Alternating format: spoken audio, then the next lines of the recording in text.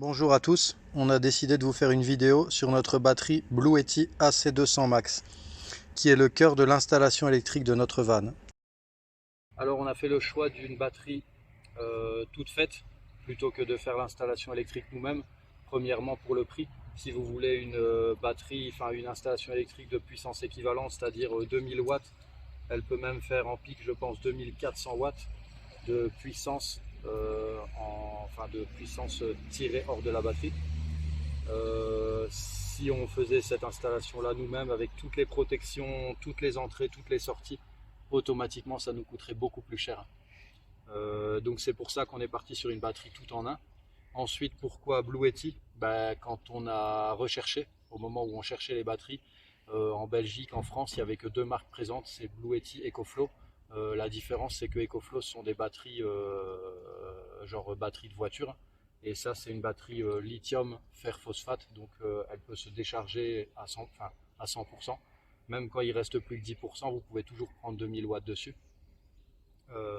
Et donc les caractéristiques sont bien meilleures, contrairement à une EcoFlow sur laquelle vous devez rester à 60-70% de batterie maximum. Donc avec la batterie, quand vous l'achetez, vous avez plusieurs accessoires. Vous avez le chargeur secteur, donc en fait c'est juste une prise que vous allez brancher sur une alimentation électrique, soit de chez vous, soit en camping.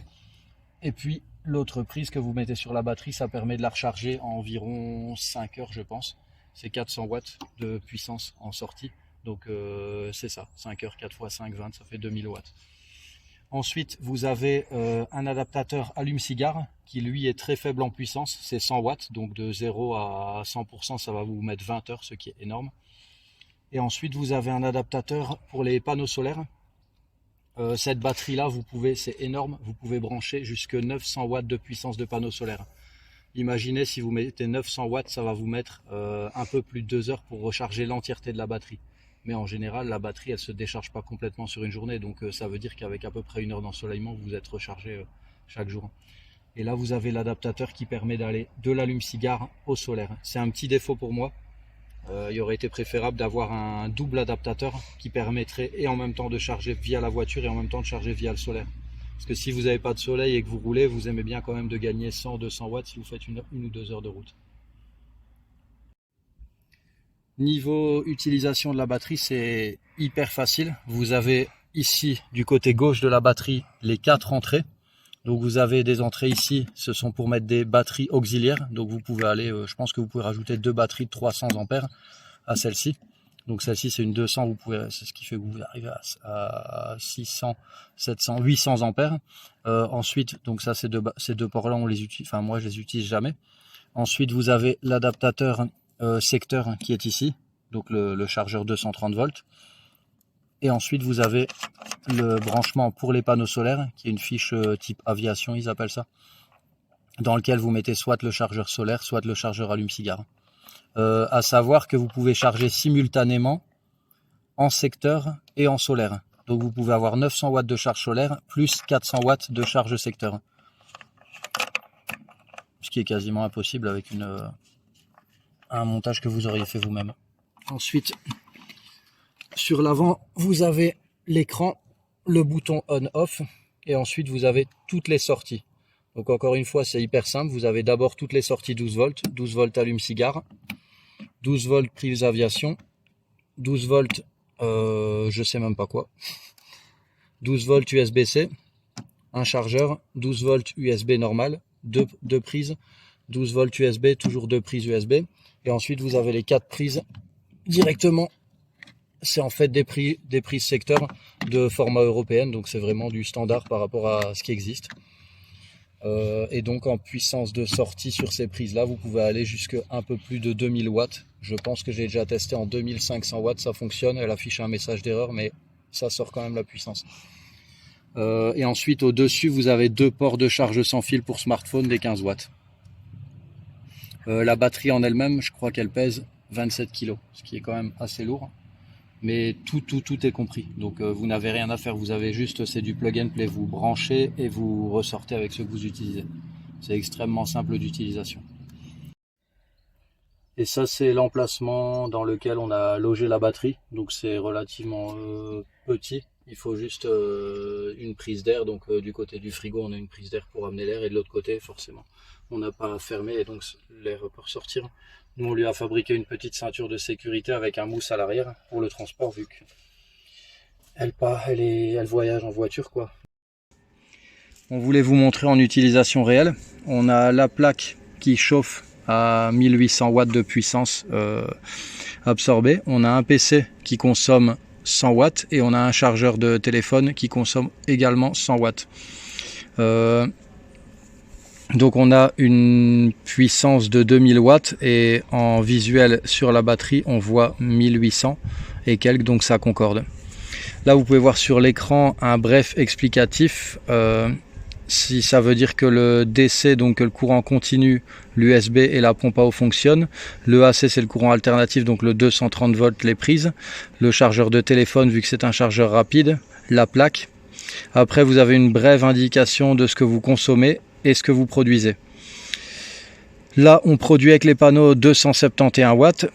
Ensuite à droite c'est la prise secteur ou le chargeur camping. Elle n'est pas branchée donc forcément ça charge pas. C'est pour ça qu'il indique 0. Et ensuite ce que vous consommez en DC et en AC. La plaque plus deux autres éléments.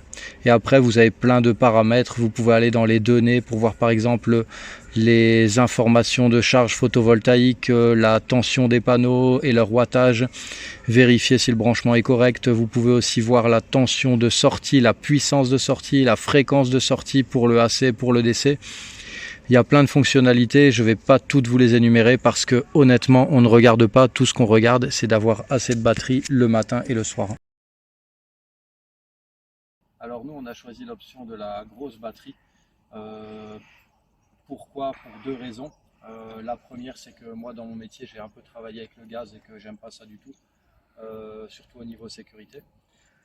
Ensuite c'est que le gaz ça implique d'avoir une bouteille, donc c'est encore de l'espace à prendre dans votre van, alors que de toute façon la batterie vous êtes obligé de l'avoir. Donc la différence entre une grosse ou une petite batterie elle ne va pas tellement se voir, parce qu'aujourd'hui plus personne ne peut se passer d'électricité. Et la deuxième raison pour laquelle on a opté pour une batterie, c'est parce que on voulait être au niveau énergétique, être neutre. Et donc là, en fait, toute l'électricité qu'on consomme, on peut la produire avec nos panneaux. On a installé pour presque 500 watts, pour être exact 495 watts de panneaux photovoltaïques. Et donc avec une journée légèrement ensoleillée, ça nous suffit amplement pour cuire et pour toute l'électricité dont on a besoin. On a aussi fait le choix d'un frigo 230 volts et pas un frigo 12 volts parce qu'on ne voulait pas premièrement d'un frigo coffre, c'est-à-dire qui sort et puis qu'ensuite il faut ouvrir parce que c'est beaucoup plus de manipulation.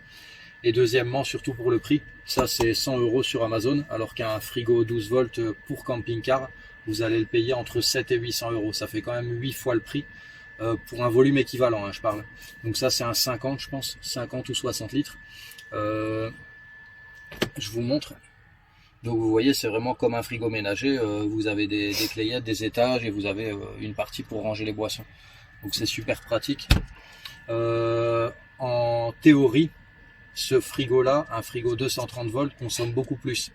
Ce qu'on a remarqué maintenant, parce que ça fait quasiment un an qu'on voyage en van, c'est que ce frigo-là tient autant, parce qu'on a parlé à d'autres personnes qui ont des vannes, quand on est complètement sans soleil, sans rien, et donc la batterie doit faire tourner le frigo en 230 parce qu'elle doit faire tourner forcément le transformateur en plus.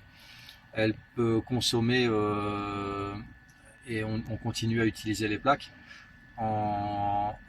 donc sans production solaire. S'il fait vraiment noir total et nuageux et de la pluie pendant plusieurs jours, on a à peu près 3 jours d'autonomie avec le frigo. Maintenant c'est extrêmement rare que ça arrive, et en ayant parlé avec d'autres personnes qui ont des frigos en 12 volts, eux ils nous disaient que sans rien c'était plutôt une autonomie de 48 heures, donc de 2 jours. Donc on est même sur une autonomie supérieure, parce qu'en fait les personnes qui ont des frigos 12 volts ont rarement des batteries de 200 ampères et ont rarement des panneaux solaires qui fournissent 500 watts. C'est-à-dire que si vous avez un panneau de 500 watts et qui fait très très nuageux, vous allez peut-être encore produire 100 watts, ce qui est plus que ce que le frigo ne consomme. Alors que si vous avez des panneaux qui donnent en tout 200 watts, ou même 300 watts, ben, s'il fait très nuageux, vous allez produire peut-être 30 watts, 40 watts. Et le frigo, lui, il consomme à peu près 60-80 watts. Donc vous n'allez pas contrebalancer la consommation du frigo.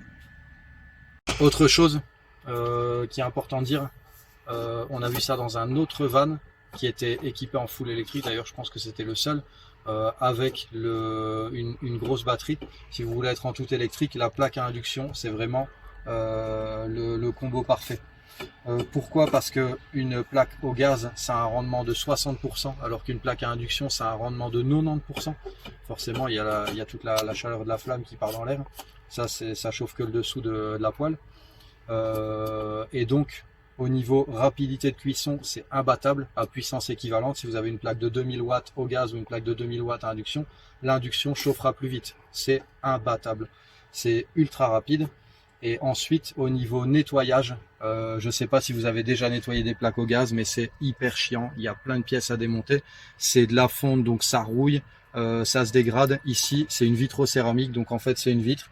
Vous passez un coup d'éponge quand vous avez fini et hop, c'est rangé. Parlons du prix aussi. La batterie que je vous ai montrée, donc celle qu'on a, c'est la Bluetti AC200 Max. Elle coûte 2000 €. C'est assez élevé. Elle est en vente actuellement sur le site Bluetti avec 5 ans de garantie, donc je pense que c'est relativement fiable. C'est notre seule source d'énergie, donc je ne saurais pas vous dire si ça revient à moins cher d'acheter du gaz et de cuisiner au gaz ou de se chauffer au gaz ou d'utiliser la batterie. Je pense que sur un an, on sera quand même gagnant en comptant le prix du gaz en Europe en tout cas. Et niveau fiabilité, on a eu un problème avec la batterie. Je sais même plus ce que c'était. C'était les panneaux qui rechargeaient pas bien. Ah ouais, voilà, les Et panneaux en fait, qui c'était même pas la rechargeaient batterie. bien, qui était d'ailleurs un problème qui n'était pas dû à la batterie. Mais la société était là derrière nous pour nous aider à trouver le problème de toute façon. Et en conclusion, bah encore une fois, pour nous, c'est un très très bon investissement. Actuellement, aujourd'hui, je pense qu'il n'y a personne qui peut vivre sans électricité, malheureusement. Et donc, si vous choisissez de travailler qu'avec l'électricité, pour nous en tout cas, ça fonctionne très très bien. On va pas vous mentir, on est déjà tombé à court de batterie, même en ayant mis cette énorme batterie. Ça nous est arrivé, je pense, depuis le début du voyage 2 fois, dont une fois en Italie, où on a eu de la pluie et un temps nuageux pendant à peu près 15 jours d'affilée. Dans ce cas-là, c'est pas grave, hein, il y a toujours une solution, soit de vous trouver des bornes de recharge comme celle là-bas, que vous voyez. En Italie, c'est 1 € pour 4 heures de recharge. 1 €, vous allez recharger votre batterie à 100%. Ou bien vous allez dans un camping. Là, c'est un peu plus cher. Ce sera entre 15 et 25 € pour le camping. Mais pareil, vous pouvez recharger votre batterie à 100% hors du pays. Maintenant, il y a des avantages et des inconvénients. Nous, on peut tomber à court. Pareil, si vous avez du gaz, vous pouvez tomber à court et devoir faire... quand vous êtes ici dans la montagne, vous allez devoir peut-être faire 200 km pour trouver un endroit où vous avez acheté une bouteille de gaz. Donc je pense que c'est un peu les mêmes galères. Et les normes de gaz, dans chaque pays, il faut savoir qu'elles sont différentes. Donc on a vu au Maroc des gens galérer parce que soit la taille des bouteilles n'était pas la même, donc la bouteille ne rentrait pas dans le compartiment de la bouteille de gaz, ou bien les adaptateurs de bouteilles ne sont pas les mêmes. Ce qu'on a vu aussi, c'est qu'au Maroc, apparemment, ils vendaient des bouteilles de gaz qui n'étaient pas scellées, donc vous pouvez acheter une bouteille de gaz au prix plein, alors qu'en fait, elle est remplie qu'à moitié. Il y a des pour et des contre de tous les côtés, et nous, voilà, ça nous convient parfaitement, et on ne voudrait pas revenir en arrière, et on est enchanté d'avoir fait un van qui, mis à part le moteur de notre van, est 100% électrique.